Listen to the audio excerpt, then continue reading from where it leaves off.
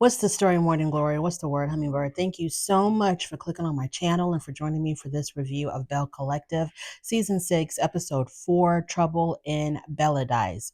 So let's go back to Latrice's pool party. So this episode starts off where it left off last week, where Amanda just announced to the whole group that Glenn has been in her DMs. And so Leticia wants to get to the bottom of this. So she is talking to Amanda, trying to figure out what's going on. And so while she's talking to Amanda outside, back inside the house, Glenn and Amanda's girlfriend, Javon, are going back and forth because Javon says to Glenn and in front of everybody else that she has seen the DMs and that Glenn is definitely reaching out to Amanda and trying to hook up with Amanda. So Glenn tells us that he's being lied on, and Amanda tells Leticia that Glenn has always been in her DMs. Okay. So she finally shows Leticia because this whole time I'm like, just show the DMs, quit talking about it and be about it. Show the damn DMs of Glenn reaching out to you. Then we can squash all of this. So she pulls out her phone and she shows Leticia the messages. And the messages that Leticia read out loud were because he's a married man and he has a history of cheating on his wife, any type of contact that he makes to a single woman or to any woman, period, that's not his wife is going to be very suspicious and inappropriate.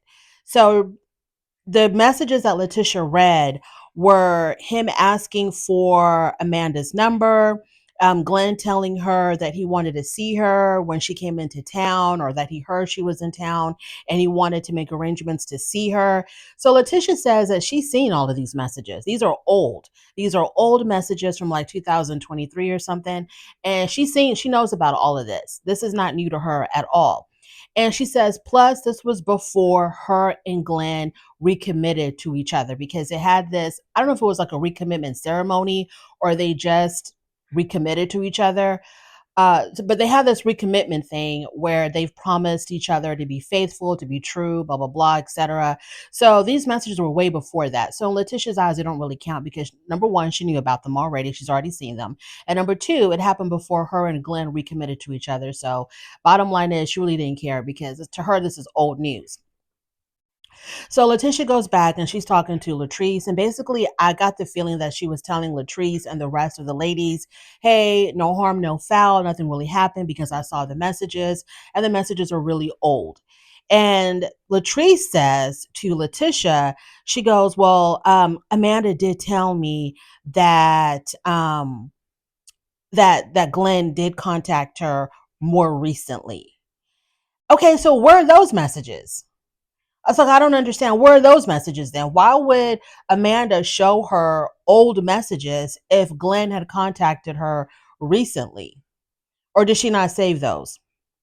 So Latrice tells, okay, so then Latrice, when she told Leticia, well, Amanda told me that Glenn contacted her more recently, I thought this was very questionable of Latrice because right before that scene, Latrice had said in her confessional that she wants to stay out of Leticia and Glendale's business. She doesn't want to be involved in it at all. But then the very next scene is her telling Leticia after Leticia said, oh, everything is fine because those are old messages and I already knew about them.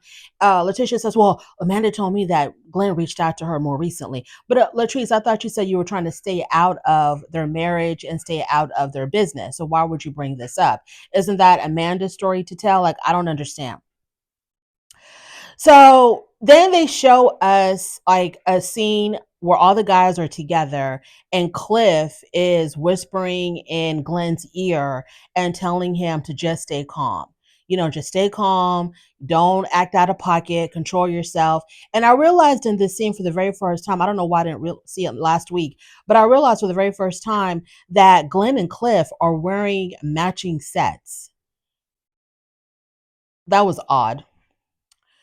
Amanda tells Leticia that if she wanted Glenn, she says, if I wanted Glenn, I could have had him a long time ago, which I thoroughly believe that. I thoroughly believe that. If Amanda would have given Glenn the green light, Glenn would have been all up in that. Like, no question, no doubt.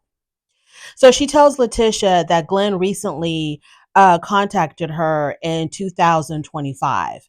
So both Leticia and Amanda go and confront Glenn. Now, this is where it got really, really, really confusing. And I'm hoping that somebody can like clarify this for me. So when Amanda tells Leticia that Glenn had contacted her as recently as 2025, which is this year, at that point, Leticia was like, well, let's go confront him. Let's go talk to him. So both Amanda and Leticia go up to Glenn, and Leticia tells her husband, I need to get this cleared up. And Glenn is like, there's nothing to clear up. I don't know what you're talking about. I don't want her. I don't talk to her. There's nothing to clear up. But then at some point, he says, you know what? We did dance. We did dance. I didn't understand what that meant. I don't know if he meant literally that they danced, or is that figuratively?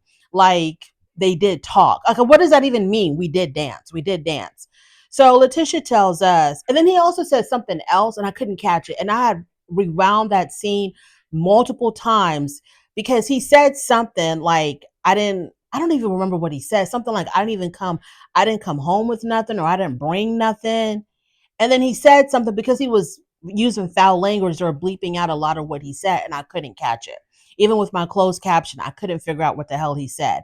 But he said something that made everybody kind of react and go, ooh, like that. And then the crowd dispersed. And I didn't understand what the hell he said. So I don't know what the hell that was about. Leticia tells us in her confessional that she's embarrassed and humiliated right after that scene where he said we did dance. Then he said something else that they bleeped out, and I couldn't catch it. So she says she's embarrassed and humiliated, and she believes that the questions for that game night were all set up by Latrice to attack her marriage. And all of these questions, especially that last one about have you ever been attracted to anybody in the group, all of that was set up by Latrice to come after Leticia and Glenn. Obviously, I believe that as well. I do believe that Latrice had set all of this up to get at Leticia, to try to expose Glendale, to try to expose their marriage. I don't know if what Amanda is saying is, well, evidently what Amanda is saying is true, but the problem is she's giving very old evidence. She's not giving anything more current. And because of Glenn's habit and because of his history, it's hard to figure out if he really did contact her as recently as 2025, if there's been any interaction between him and Amanda as recently as 2025. But I tell you what, if he kept his nose clean and if he really was about being faithful to Leticia, then they would have no evidence, period, on him. The next day, Marie and Carrie, they go check on Leticia. And while they're talking to her, and first of all, Carrie said that so basically, the only thing that we can conclude is that there's been just some flirtation between Glenn and Amanda. Okay, but there shouldn't be any flirtation between Glenn and Amanda. That to me is bad enough. Why are you are a married man who has a very troubled marriage that is hanging on by a very, very thin string. Why are you entertaining other women in any way? Why are you in anybody's DMs, period, Glendale? Like, why? I don't understand. And just because Leticia has access to his social media and she can see all his DMs, this man could very well have several different accounts and talking to other women through different accounts. Anyways, I digress. So Carrie was like, so basically, it was just some flirtation, right? That's all it really was. And while Leticia is talking to Marie and Carrie, her phone is ringing and it's Latrice calling her. And she refuses to answer. So she just ignores the call. And she tells Carrie and Marie that she does believe Latrice had set her up and that this was an ambush. Carrie talks about how she really admires Leticia with how she handled everything because she didn't just attack Amanda or go after Amanda. She also went and confronted her husband as well. And so Carrie was really impressed by that she addressed both of them. Marie also believes that Latrice had set her up, but Marie has no sympathy for Leticia, because she said that I told Leticia time and time again that Latrice was nothing but a snake in the grass and that she should stay away from her because she's just going to end up biting her. And so because Marie says she warned Leticia several times to be careful with Latrice, now that this is happening, Marie says in her confessional, now this is on her. This is on Leticia because she's been warned that this is how Latrice moves. Moving on, let's talk about Latrice. Latrice goes over to see Amanda. So first of all, she starts talking about Cliff, her husband, and she says that things between her and Cliff are a whole lot worse now because evidently Cliff had moved out of their marital home and he's staying in a condo above their restaurant Taste. And he's been spending a lot of time there, and he's been spending more time at the condo than he has with Latrice at their home. And she's trying to figure out why. And I was like, girl, isn't it obvious? He's dating. He put himself back on the market. The man's dating. If he's rather spend time alone in this condo than be home with you, the man is dating. He's out there dating. He's seeing other women. So then they talk about the pool party. Latrice already knows that she's going to be accused of setting up Leticia. So she already knows that. She's ready for those accusations. And they both think that Leticia is mad at the wrong person because Leticia is really mad at Latrice. So they both think she's mad at the wrong person, that she needs to be mad at her husband Glenn. Amanda says that in February, when there was some type of an event at Taste, Glenn was there. I'm assuming Leticia was there as well. She was there, and she was telling Latrice that at the Taste event, Glenn had his arm around her waist, and it made her feel uncomfortable. And he was like, the way he was just, I guess, holding her or had his arm around her waist, it even made Javon uncomfortable. And Javon had to say something about it. The fact that, he kept, I don't know how long his arm was around her waist or what else was going on, but it made Javon have to stand up and say something about it. So I don't know.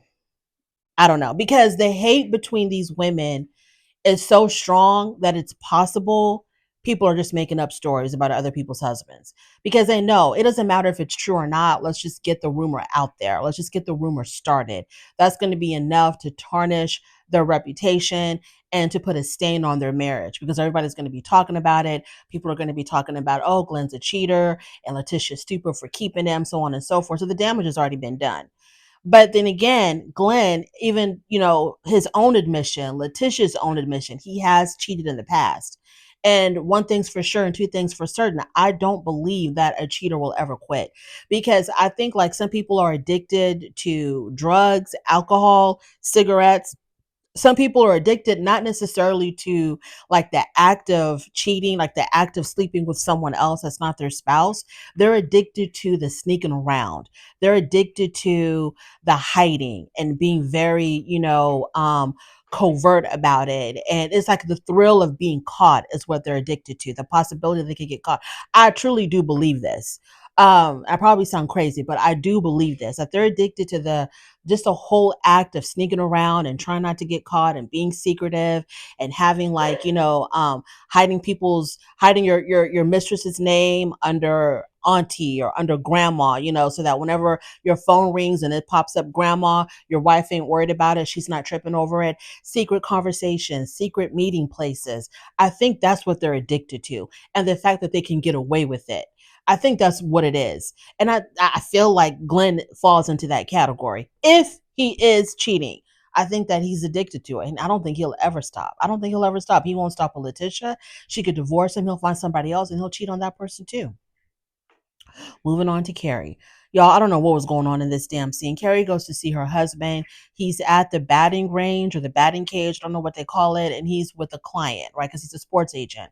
And so he's with the client, helping them with their batting. And, he gives us like a brief history or a brief little anecdote about how hard it is for Black people to make it um, in professional baseball and so on and so forth. Okay, fine. So he's helping out his client. Here comes Carrie, and she comes with two smoothies and she just wants to talk to her husband. Like he's in the middle of working. Okay, he's in the middle of working and she just pops up. Can we talk about the pool party? So he has to leave his client alone, go talk to his wife, go entertain her. And they talk about the pool party and what happened there with Glenn and Leticia and Amanda. And her husband says that he reached out to Glenn through social media just to check on him and make sure that he was okay. And Carrie makes a point to say that we need to work on us and make sure that we're good because I don't want to end up like them. Okay. I don't want our marriages to look like their marriage. So she took up so much of her husband's time that The client, because there was nowhere for him to sit, he had to take a knee. He had to get down on one knee because he was so sick and tired of standing up and waiting for Michael, whatever his name is, to come back because Carrie was taking up so much of his damn time. I'm like, girl, this couldn't wait until he went home. If you're gonna see somebody out their job in the middle of them working, okay, just drop off his little smoothie. Hey, how you doing? How's it going? I miss you. Can't wait to see you when you get home. Kiss, kiss, bye bye. Like, why would you sit up there and talk to this man for so long and he's got a client waiting for him? So later on, we see them. Just get this out the way now. Later on, we see them. She set up date night at her house. She had the backyard around the pool area all set up, decorated with a charcuterie board and drink and mimosas and whatnot, because she's trying to let her husband know that she is really trying to make him a priority and that she's going to spend more time with family and more time with him instead of running around at work. Okay, we're done with Carrie. Marie, she goes to see her ex-husband, Cedric. And he's at his hair school, which is right next to his house, the house that he lives in by himself when him and Marie divorced. So she goes to see him at his hair school, and they're talking about, she brings up the bed because I guess, when they spent the night together, they spent the night at his house I don't know if they used to share this house together. I don't know what's going on, but she's upset about the damn bed. I thought they lived in her house, but I don't know what's happening. So she talks about this damn bed and she tells him, I want you to get rid of the bed because too many women have been in that bed. Okay, that bed has seen more bodies than a bed at Motel 6, and I want you to get rid of it. And then she tells him, I also want you to get rid of your house. I guess she wants him to move back in with her. So she tells him, I want you to get rid of your house too. And he was like, okay, let's slow down a little bit. Okay, back it up. I can start with the bed. Okay, I can change the bed. I can do that. But as far as the house, I don't know about that. He gave his reasons. I think something about his family. They're used to coming there or something. So we don't know about the house, but he says that he is going to start with the damn bed. Moving on to Leticia. So we see Glenn. He's in his garage with his stepfather, and they're painting or whatever. And the stepfather is trying to give Glenn some advice. I guess Glenn told his stepdad that, hey, the devil is out for me because every which way I turn, people are accusing me of this, accusing me of that. I got my wife looking at me crazy, and I don't know why I'm being attacked. And so his stepdad is like, God got you. Just keep your head up. God got you. And I'm like, stepdad, please don't tell this man God got him, because things are not happening to Glenn. Glenn is making things happen. Glenn is making the wrong decision time and time and time again because Glenn has a weakness for women. He has a weakness for cheating. It's not just stuff happening to him out of nowhere, like random things happening to him. He's making things happen. He's not being a good husband, and God don't got that. Okay. Someone who is purposely hurting their spouse, God does not have that. So stepdad, I need you to quit telling him that. Glenn has been a very, very bad boy. So Glenn tells us he doesn't know why his family is always under attack, because you're always under somebody else other than your wife, Glenn. That's the reason why your family is always under attack. Leticia comes out now. She gets rid of the stepdad, tells him to go inside and take a breather while she talks to her husband. And so she comes out and she tells um, Glenn that when they were coming home from Latrice's pool party, he had told her that 3 years ago at some event, Amanda had walked up to him and said, I'm a F you. This is what he told his wife when they were leaving Latrice's pool party, I'm assuming the day before. So he's trying to make it seem like, man, these women, I can't get rid of them. They just be coming out the woodwork. Every which way I turn, there's some woman trying to get with me. It ain't me. It ain't me at all, Leticia. It's these women. They're just after me.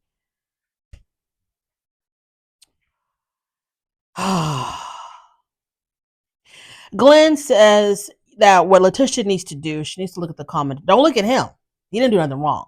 He basically says you need to look at Latrice, because she's the common denominator in all of our problems. She's the one that brought Antoinette around. Now, I remember Antoinette hated Leticia, and they showed us the scene of that. The last time that Antoinette was seen on this show, they were going back and forth about something. She hated Leticia. Antoinette is a good friend of Latrice. Then Glenn says it was Latrice that started the baby rumors, saying that I got somebody pregnant, that I had some outside child. Latrice was the one that started those rumors. And so when he said that, and then they showed us the flashback scene of Latrice telling Leticia, well, I heard, word on the curb is that Glenn got a baby. Glenn got somebody pregnant. It made me really think. So that whole baby situation, was it completely made up by Latrice? Like she made up the woman? Because he took a DNA test. So what did the woman say about all of this? Was it Latrice just naming random people? She just naming, oh, that pregnant lady, Glenn did that. Glenn got her pregnant. And did the woman say, I don't even know Glenn. I don't know what you're talking about. I've never been with Glenn. Or was a woman also saying, yeah, me and Glenn, we did mess around. We did. I forgot if that was ever mentioned in that season when the whole baby thing came up. But he took a DNA test, which to me, if he's taking a DNA test, that means that there was a possibility he could have been the dad and he just wants to clear his name. That's what I always thought.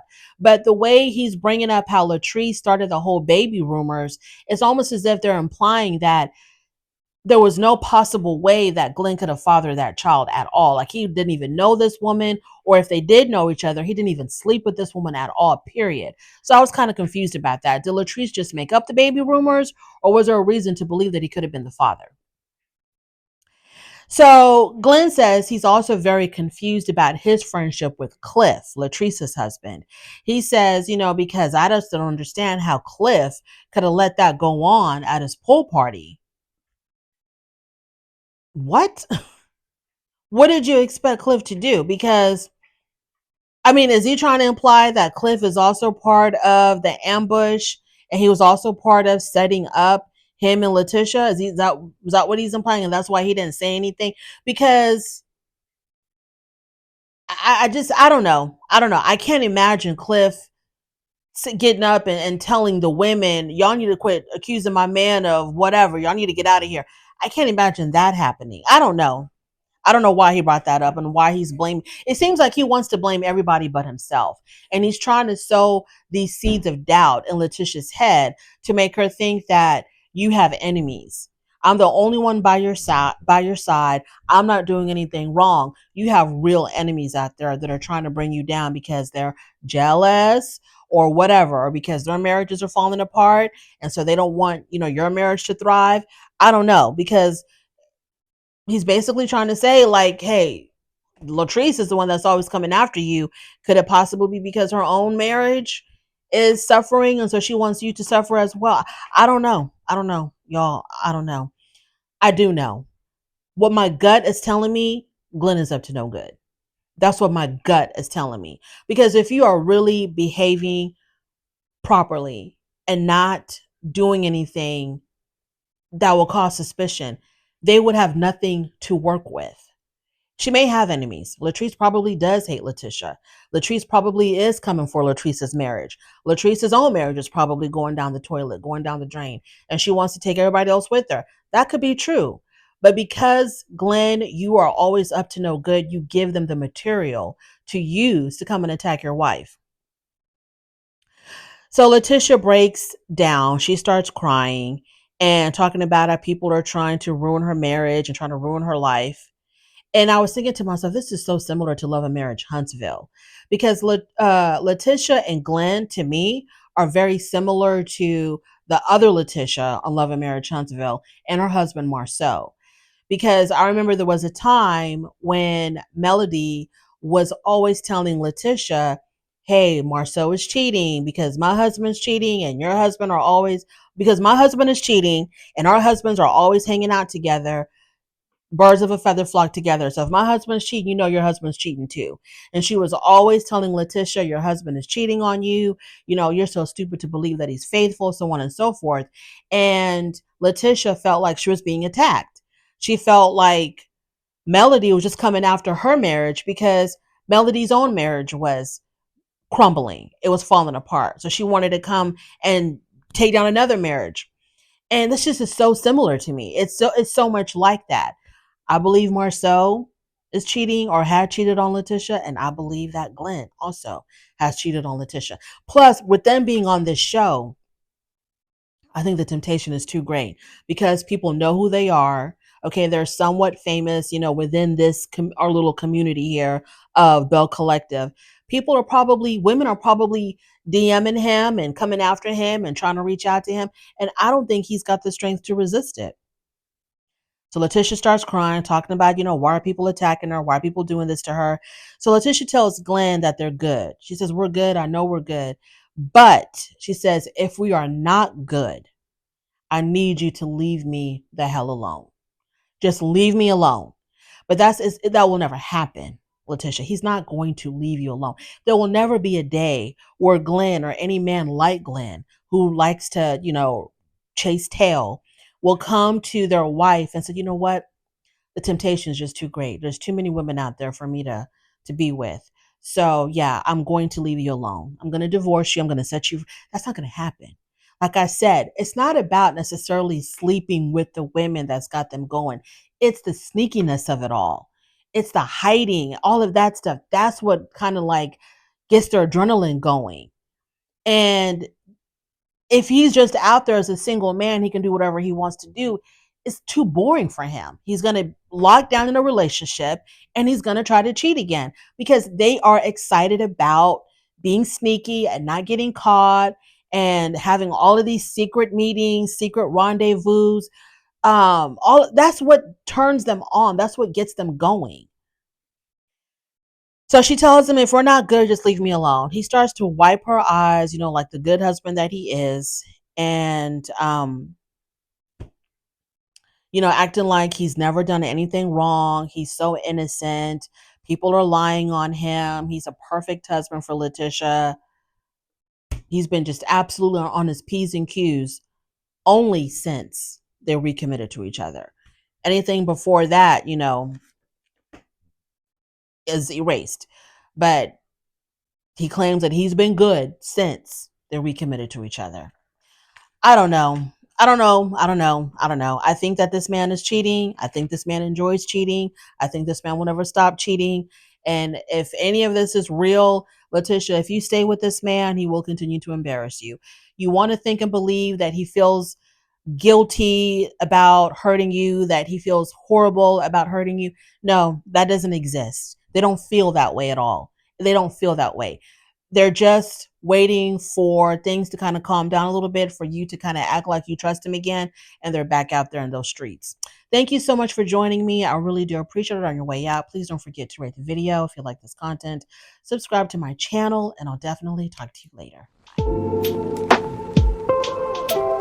Bye.